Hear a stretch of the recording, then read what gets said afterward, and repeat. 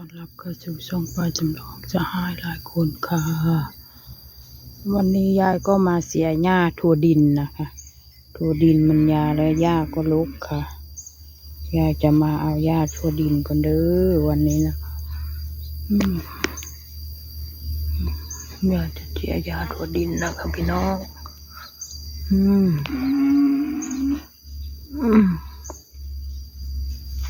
ตรงนี้แหละ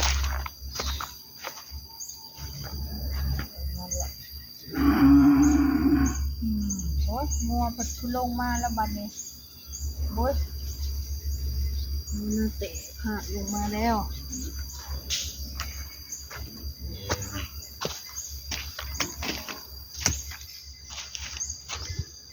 เจ้าของมันรู้หรือเปล่าเจ้าของไม่รู้เลยว่างัวขาดมา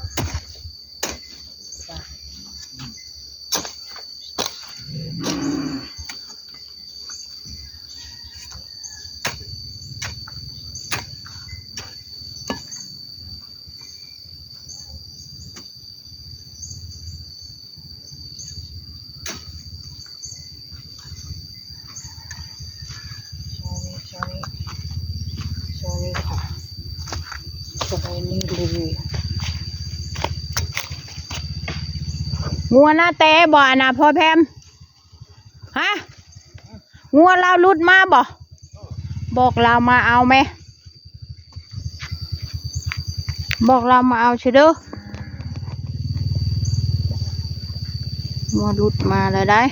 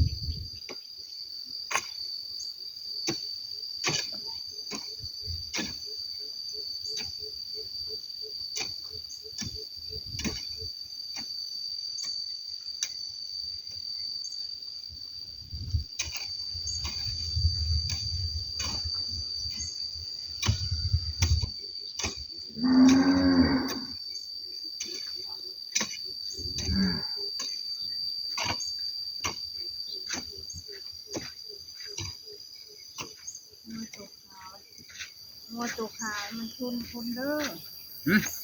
งัวเราลุดมาตัวขาวมันชนคนได้พอเห็นบอก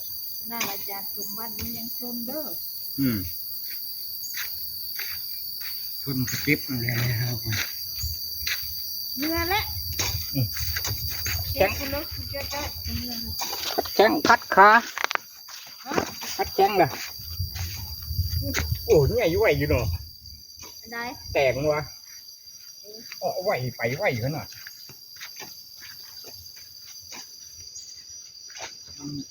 4 ล็อก 5 ล็อก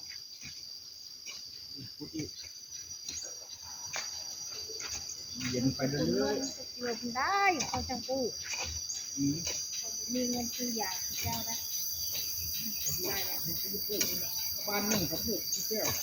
เขามีสิปลูกเนาะเขาปลูกเขาปลูกแล้วบ่แล้วเฮ้ยเขาบ้านไปตูมคนเขาพันตกรู้เฮ้ยทำเดียวกับเฮาละค่ะทำเดียวเขาไปให้คนตลอดดินเขาปลูกผู้เดียวนี่แต่ว่าปลูกก็มันมีตายเด้อ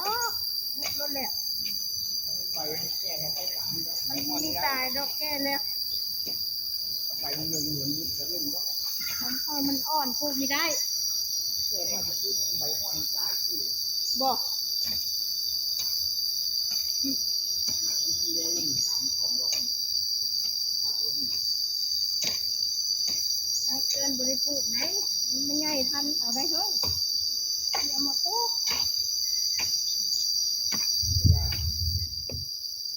นาทีเอ้ย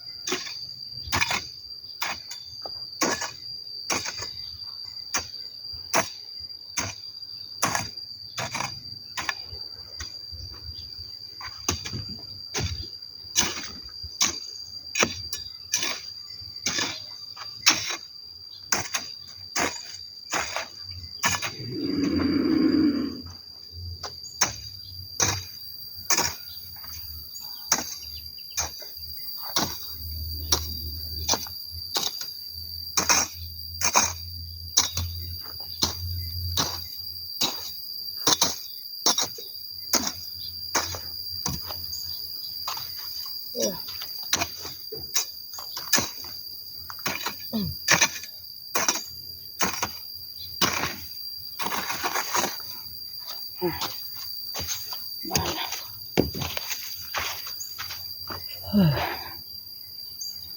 น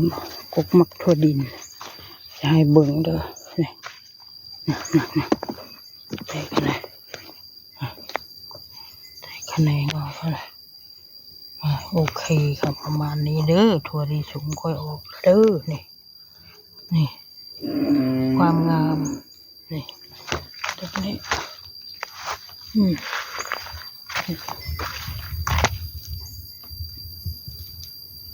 โอเค